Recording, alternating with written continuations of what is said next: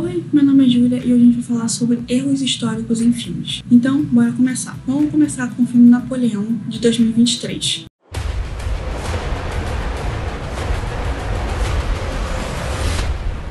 A decapitação da rainha Maria Antonieta em 1793, naquele momento ele estava a 800 quilômetros dali, lutando contra os britânicos em Toulon, no sul da França. O filme também derrapa em mostrar um ataque de Napoleão às pirâmides do Egito. Ele e suas tropas estiveram lá em 1798, mas não atingiram os monumentos. Coração Valente, de 1995. I came back home to raise crops and, God willing, a family. Na obra de Mel Gibson sobre William Wallace, o líder da revolta escocesa contra o domínio inglês do século XIII, a lei da primeira noite diz que o senhor feudal pode dormir com qualquer mulher que estivesse se casando. Não havia evidências, porém, de que tal regra existiu realmente. Além disso, os personagens vestem kilt, mas essas saias só surgiram no século XVIII. Gladiador, de 2000. O general que se tornou escravo. Como quase todo filme do Império Romano, o destino dos gladiadores ali é determinado por um gesto do imperador. Polegar para cima, o derrotado da arena pode sair vivo de lá. Para baixo, ele morre. Mas isso nunca existiu. O gesto foi criado num quadro de 1872, que era chamado de polegar invertido, do francês Jean-Léon Gérôme. E aí entrou para a cultura pop. Bom, se você está gostando do vídeo até aqui, não esqueça de se inscrever nesse canal, deixar o seu like com impulso, comentar os próximos inscreve aqui e compartilhar com todos os amigos, tá bom? Bora continuar. Alexandre, de 2004. The king isn't born. He's made. Neste épico de Oliver Stone sobre Alexandre o Grande, o rei da Macedônia, os soldados da Pérsia usavam turbantes e falam árabe, e eles não usavam acessórios, e o seu idioma era o persa. O faraó de Alexandria, que era a cidade fundada por Alexandre, aparece em uma cena de 285 a.C., mas ela só começou a ser construída de fato no ano seguinte, o Jogo da Imitação de 2014. If you speak a word of what I'm about to show you, you will be executed for high treason. A pesquisa mostrou que só 44% dessa cinebiografia de Alan Turing é fiel aos fatos. O matemático, por exemplo, não desenvolveu sozinho a máquina que decifrou o código dos alemães na Segunda Guerra. Ele colaborou com o britânico Gordon Hellman, que não aparece no filme. E Turing nunca conheceu John Cairncross, o espião soviético que o chantageia na história. Bom, agora a parada vai ficar um pouco mais complicada. Vamos falar de Oppenheimer, de 2023. This is a national emergency.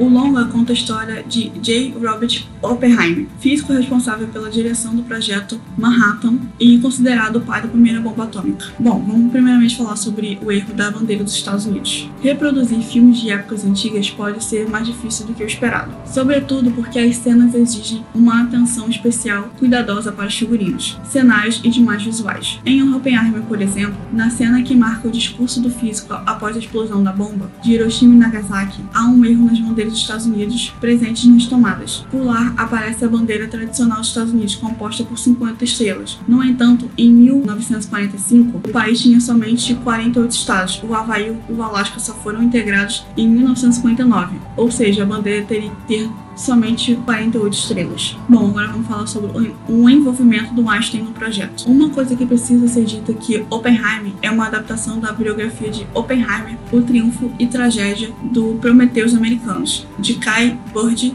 e Martin Schwilben. Pronunciar esses nomes é uma bosta, mas enfim. Publicada em 2006 e vencedora do prêmio Pulitzer. Assim é comum em alguns trechos dos livros serem deixados de lado no filme, ou sejam levemente mudados. Uma dessas mudanças está relacionada à relação de Einstein e Oppenheimer, retratada no filme. A primeira metade do longa, o personagem de Cillian Murphy recorre ao brilhante cientista para mostrar os cálculos de Rockefeller sobre a possível reação em cadeia após a explosão da bomba atômica, teoria na qual havia uma chance de que a explosão nunca cessasse e atingisse a atmosfera, causando a destruição do planeta. A teoria e os cálculos de Teller são sem dúvidas verdadeiras. No entanto, a conversa com Einstein não aconteceu na vida real. Oppenheimer buscou a opinião de Arthur Compton, responsável por checar cálculos com Hans Bethe e determinar a tal chance próxima a zero relatada no filme. Bom, agora a nomeação de Lewis Strauss no gabinete presidencial. Outro ponto de atenção no filme está relacionado ao julgamento de Lewis Strauss. A última parte do filme, o cientista David Hill aparece na sala de testemunha contra Strauss, revelando que não somente a maioria da comunidade científica preferia que ele ficasse inteiramente fora da administração pública dos Estados Unidos, como também revelado um plano de vingança de Strauss contra Oppenheimer. Na vida real, Hill de fato declarou a insatisfação à comunidade científica da época contra Strauss, mas foi David Inglis, na época chefe da Federação de Cientistas Americanos, quem testemunhou sobre a vingança contra Oppenheimer. Niels Bohr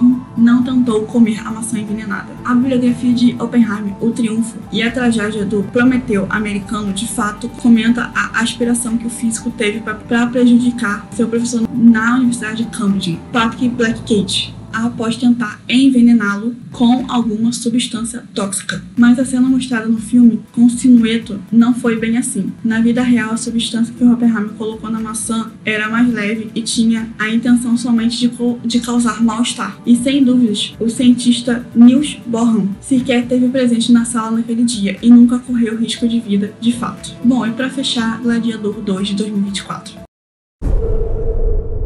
Eu lembro daquele dia.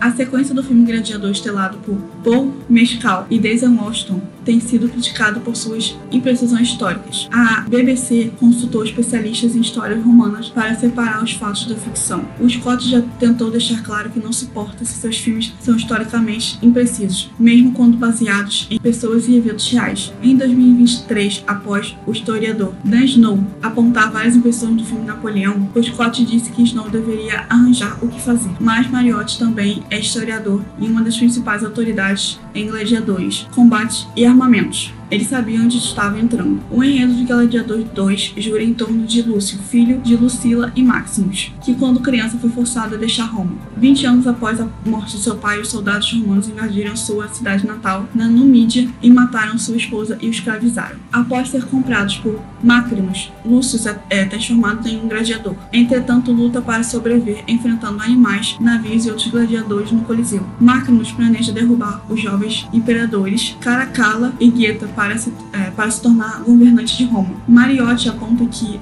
se o filme fosse estritamente preciso, a palavra Coliseu nem seria mencionada. Seu nome originalmente era Anfiteatro Flaviano, em homenagem à dinastia que governava quando o edifício foi construído. As pessoas só começaram a chamá-lo de Coliseu séculos depois, por volta do ano de 1000 d.C. A principal razão pela qual Mariotti não se preocupa com esses erros é o impacto do filme Gladiador 2 teria com os espectadores e o turismo. O mundo acadêmico é muito snob em relação ao cinema, diz Mariotti. Fico perplexo com isso, porque nos últimos 20 anos Gladiador teve um impacto enorme e antes do filme você podia entrar no Coliseu de graça e no ano seguinte as pessoas vieram em massa. Embora Gladiador 2 tenha muitas impressões históricas, algumas dessas partes são baseadas em fatos. Pouco depois de ser capturado, Lúcio precisa sobreviver a um ataque de babuínos e mais tarde, ao chegar ao Coliseu, ele e os outros gladiadores enfrentam um rinoceronte. Embora se acredite que os babuínos e rinocerontes eram levados ao Coliseu para serem exibidos aos romanos, eles não lutavam contra os gladiadores. Em vez disso, os gladiadores enfrentavam leões, panteras e elefantes. Um rinoceronte teria estado presente na inauguração do Coliseu em 80 d.C., onde lutou contra um touro, um urso, um búfalo, um leão e um bisão. Eles traziam animais exóticos de todo o império para lutar, explica Paul Belonic,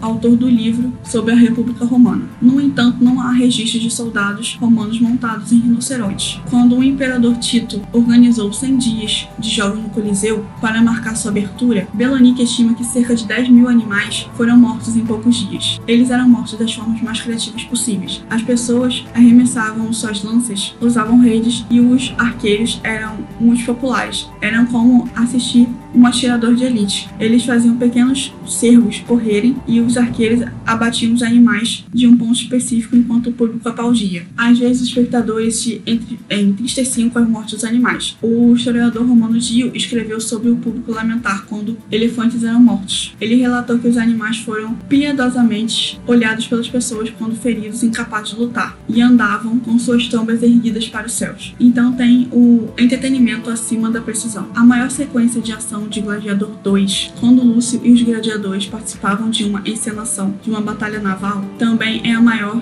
deturpação da história do filme. Na realidade, essas batalhas, chamadas de naumaquias, usavam pouca água e navios com fundos planos para facilitar o movimento. Além disso, a última naumaquia no Coliseu teria ocorrido em 89 d.C. e mais de 100 anos antes dos eventos do filme. O que Ridley fez não é diferente do que Shakespeare ou Michelangelo. É usar a história para contar uma história e nos ensinar uma lição, diz Alexandre Mariotti. Embora as lutas de gladiador do filme sejam emocionantes, elas são, em parte, imprecisas. Cerca de 40% dos gladiadores eram pessoas livres que se tornavam gladiadores para ganhar dinheiro, e as lutas raramente terminavam em morte, sendo mais comparáveis a lutas do UFC. Médicos prestigiados como Galeno cuidavam dos ferimentos, haviam hábitos para garantir o controle. Personagens como Caracalla e Geta também existiram, mas suas histórias foram dramatizadas. Caracalla assassinou Geta e foi assassinado por um soldado recrutado por Macrinus. E eu esqueci de falar outro erro histórico, deixa aqui nos comentários. Então, se vocês gostaram desse tipo de vídeo, não esqueça de se inscrever nesse canal, deixar o seu like no post, comentar os próximos vídeos que vai ver por aqui e compartilhar com todos os amigos, tá bom?